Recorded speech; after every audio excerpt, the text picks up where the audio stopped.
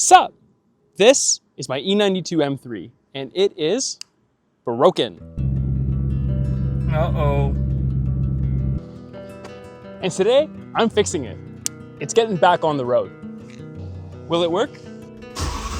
Stick around and find out. I got this M3 back in 2018, and since then, we've been through a lot together. Cottage weekends, road trips, tail of the dragon, track days, and it's always been super reliable.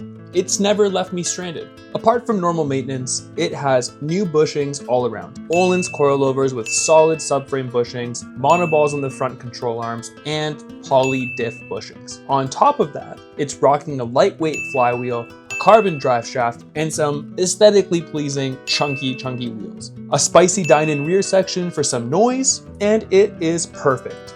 Except for the part where it's permanently in limp mode. Last track day of the season, October 2024. And I'm an absolute stud out there. Oh my god. You might be the best driver I've ever seen.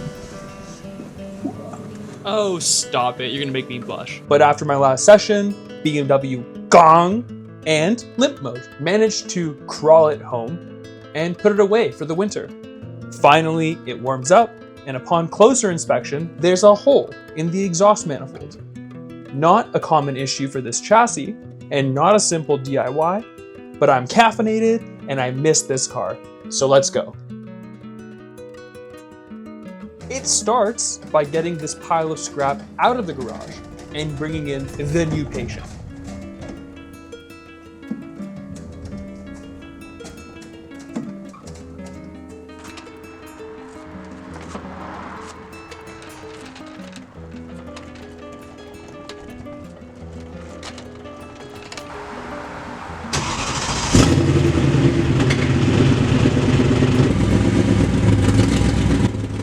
Listen to that, huh? It sounds camped. I kind of like it.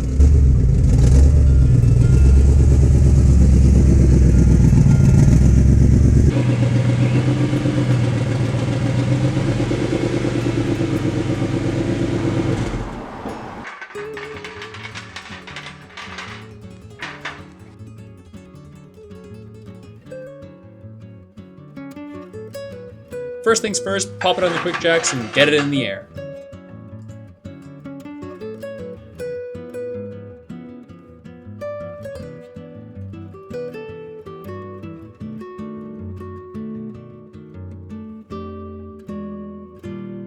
Wheels come off.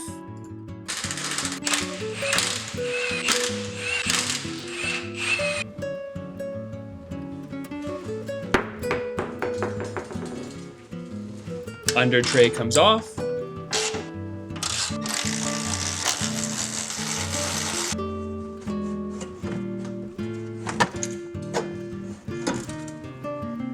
Belly pan comes off.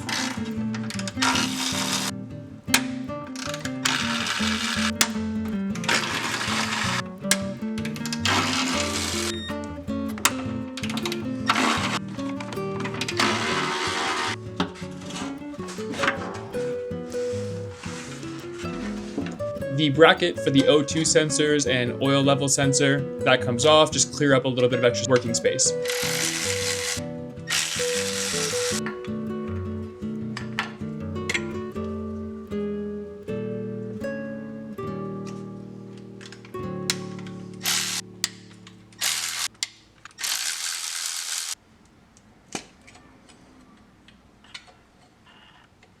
Disconnect the exhaust manifold from the midsection.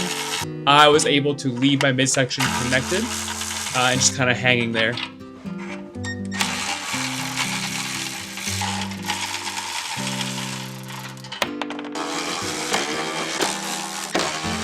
And finally, reaching up for the heat shields. This is the best view you can possibly get. They're above the exhaust manifolds and on an angle. They're very difficult to get to.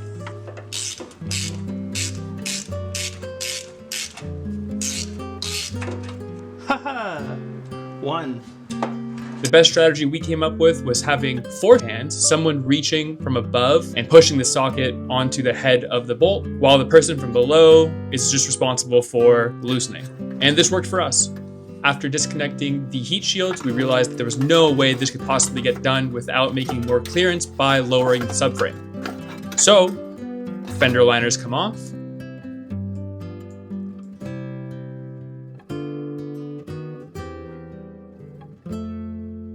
Steering column gets disconnected.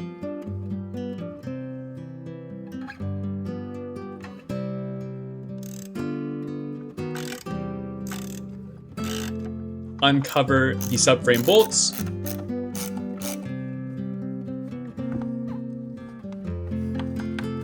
Mount the engine to your support bar.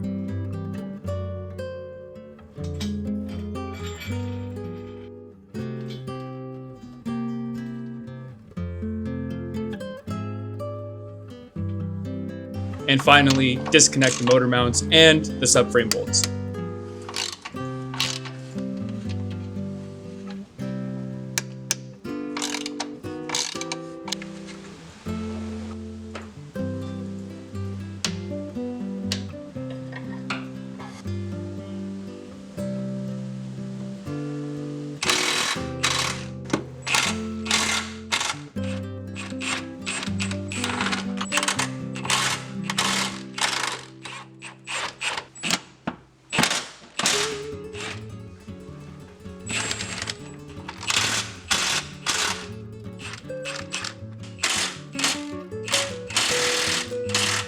With the subframe lowered, you can snake out the heat shields.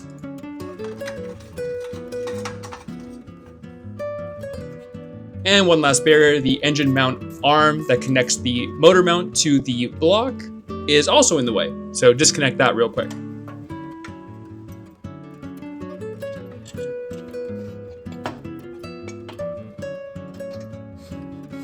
Finally, we can see what we're kind of working with here in terms of the exhaust manifold studs.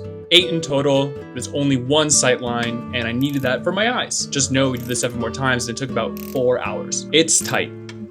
And what we originally thought was a small hole in the exhaust manifold ended up being a complete break. This is not a common issue with these cars, I'm just the fortunate one. Snake out the exhaust manifold.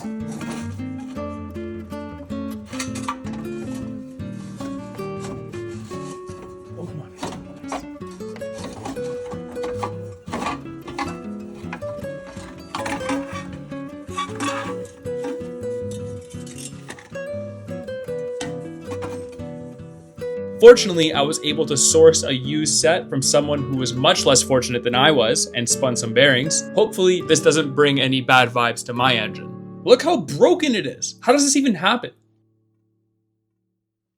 Clean the mating surfaces with some brake clean and Scotch-Brite, and mount the new ones back in. Again, looks super easy on this video, but took the better part of a day. Reconnect the support arm.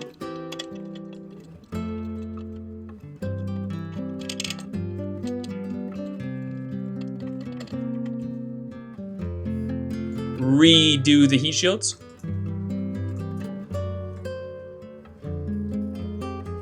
Bench press up the subframe and connect it.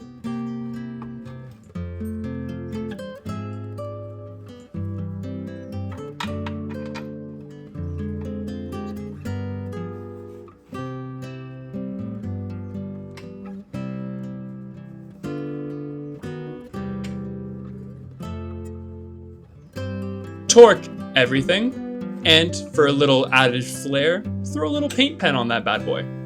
Makes us look professional.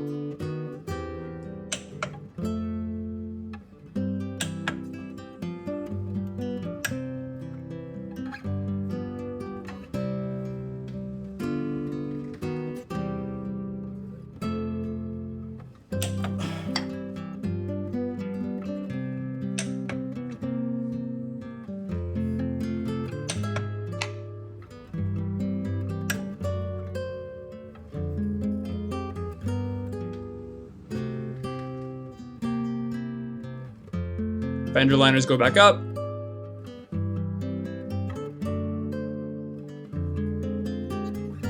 Exhaust manifolds get connected to the exhaust.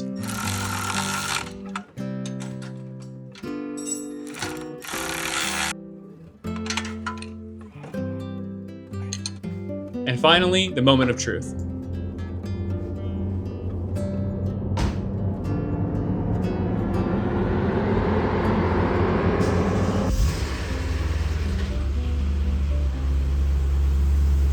breathe a sigh of relief that you finally fixed the car after 9 months of sitting.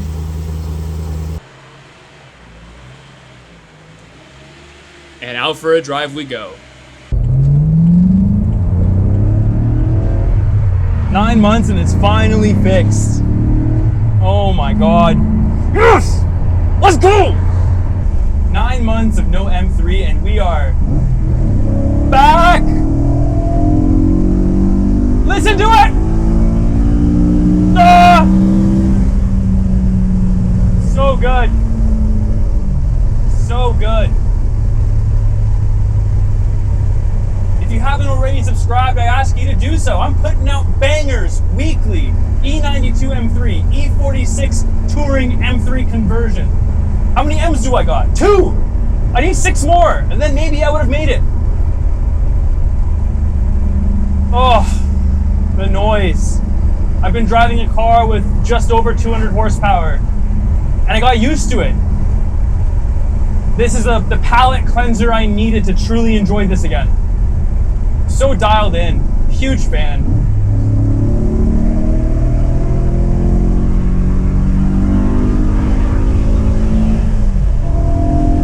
Woo! Hard on the brakes.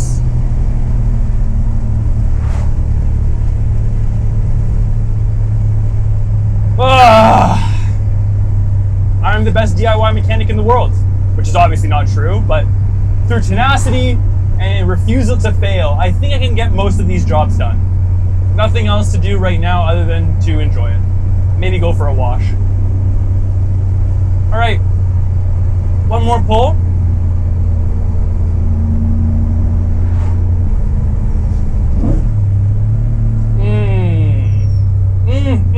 Tasty. I need a carbon plenum. I would love a carbon plenum. All right, quick UE. No one around, no harm done.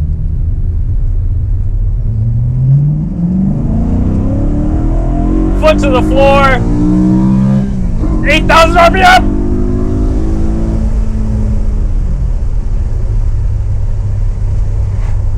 Okay, well, I'm gonna go drive around a little bit more. I'm gonna call it here. I would say what a day, but this took like 3 days to get done. So until next time, like, subscribe. It means a lot, genuinely. So thank you in advance. Ah! All right, that's enough.